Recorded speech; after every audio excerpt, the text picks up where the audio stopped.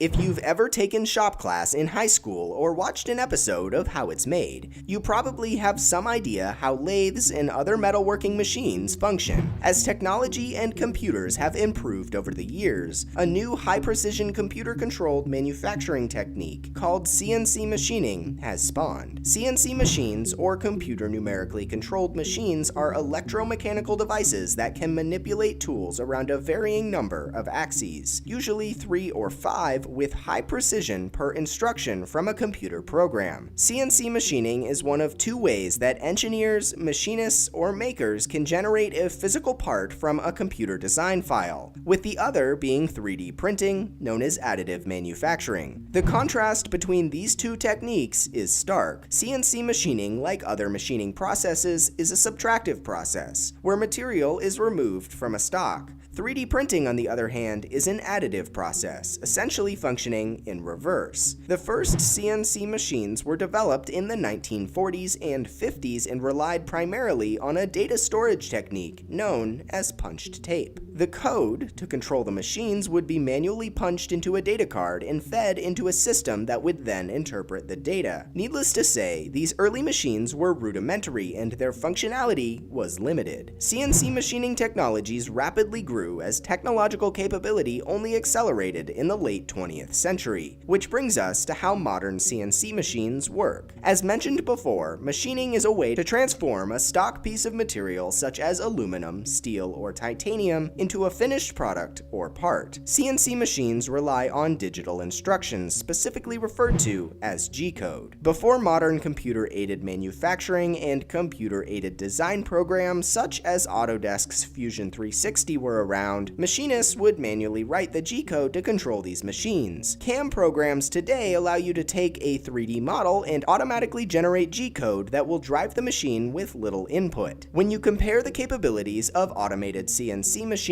to the manual alternative like lathes and other machining techniques, you can start to see the benefits. CNC machines simply run faster at higher precision and accuracy while simultaneously allowing the transformation of a digital design into a physical part. CNC machines are precise and are measured in thousandths of an inch, referred to as thou. Standard machining can provide tolerances on parts around plus or minus 0.005 inches. Fine machining can produce tolerances of about plus or minus 0.001 inches, and specialized processes like polishing can offer up repeatable tolerances as tight as plus or minus 0.00005 inches. For reference, a human hair is 0.00069 inches thick. Now that we have the basics of CNC machining out of the way, we can start to dig into the intricacies held within. Many designs or specific machining processes require the use of multiple tools to make cuts. One tool doesn't function universally. For this, machinists will often build digital tool libraries that interface with the physical CNC machine. These machines, often costing hundreds of thousands of dollars, can automatically switch tooling when directed by their digital instructions, allowing for them to become manufacturing workhorses. Basic CNC machining will move one or two axes, referred to as the x-axis and the y-axis. You'll often hear the terms 2.5-axis, 3-axis, and 5-axis CNC machines, which simply refer to the degrees of freedom a machine can make cuts in. A 3-axis machine will move in the x, y, and z axis, whereas a 5-axis machine can move in these 3 axes along with 2 additional rotational axes. As you might be able to imagine, the possibilities of production with 5-axis machines are practically endless. 5-axis machines used to be relegated to high-precision work, but as they have become more affordable, they are quickly becoming standard in many shops. There are 3 conventional machining technologies that you need to understand to grasp the basics of how material is removed from stock in CNC machines. The first being drills. Drills work by spinning a drill bit and moving the bit into contact with a stationary stock. Next, we have lathes, which function in reverse to drilling. Lathes spin the block of material against a stationary drill bit or cutter to remove material in a circular or fluid path. The shape capabilities on lathes are more limited than other techniques, but modern technology does allow these machines to create things such as square holes or non-circular shapes. Lastly, the most common CNC machine type is referred referred to as a milling machine. Milling machines involve the use of rotary cutting tools to remove material from a stock stock piece. These machines function similar to drills, with their tooling capabilities encompassing much more variety. Almost any material can be used in CNC machines, from plastic to titanium. Different materials have different properties, so machinists and engineers will overcome their unique challenges by altering machining variables like tool selection, RPM, feed rate, and coolant flow, among an extensive variety of other factors. CNC machined parts are all around you. They hold together your car and perform vital functions aboard SpaceX rockets. CNC machining is arguably the only way to produce high-precision metal parts for engineering designs across the world. If you're interested in learning more about CNC machining and the crucial trade that it is, one of the best places to do that is through the Titans of CNC Academy. This online resource will teach you from the ground up how to design parts and machine them for free, whether you have a CNC machine or not. You can also get free trials of Autodesk CAD and CAM software to play around with, or if you're a student, you can get the programs completely free. So, CNC machining is arguably the most significant manufacturing process of the 21st century, and its functionality drives technological advancement across the globe. It's a trade that is keeping up with the growth of technology, and machinists across the planet are changing the world with their CNC machining skills. Thanks for watching. If you enjoyed this video, be sure to like, share, comment, and subscribe. If you want to see some more of our content, you can see other videos here and here. If you're not already, be sure to subscribe to our channel here. And if you want to support us even further, you can check out our Patreon account here. Thanks for watching.